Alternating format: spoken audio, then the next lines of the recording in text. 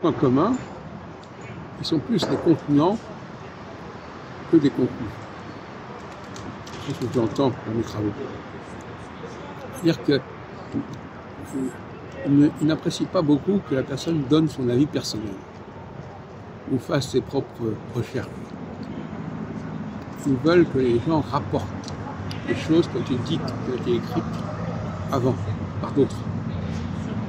Et on m'a souvent reproché, vraiment lorsque je pris le doctorat sur la mousse, d'apporter mes points de vue personnels et apporter mes propres recherches dans mon travail.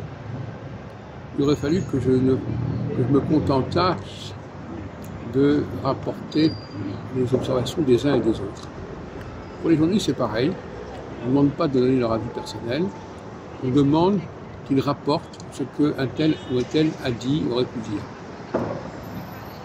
Donc là, il y a une sorte de clivage majeur au niveau de l'écriture, notamment, entre ceux qui pensent sur un point de vue personnel, sur une réflexion personnelle, et ceux qui se contentent de rapporter ce qui a été écrit par les uns et par les autres.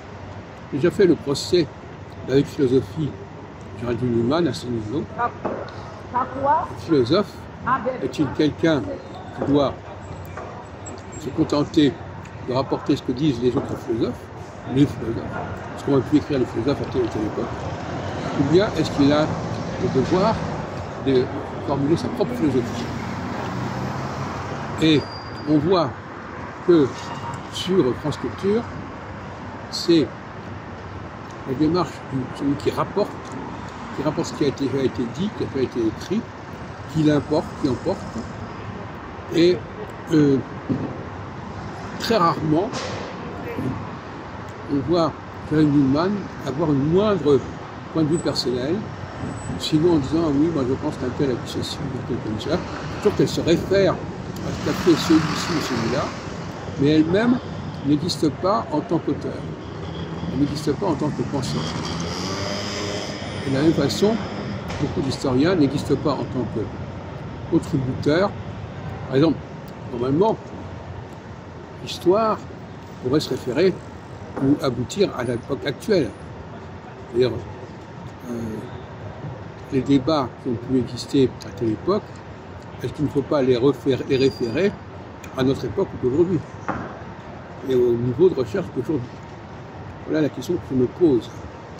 Et il est évident que, dans bien des cas, la question se pose de savoir si on doit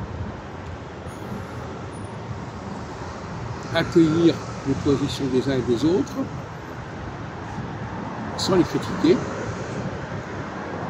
en les mentionnant, en les confrontant, ou bien si on a le droit d'avoir une position personnelle, un discours personnel.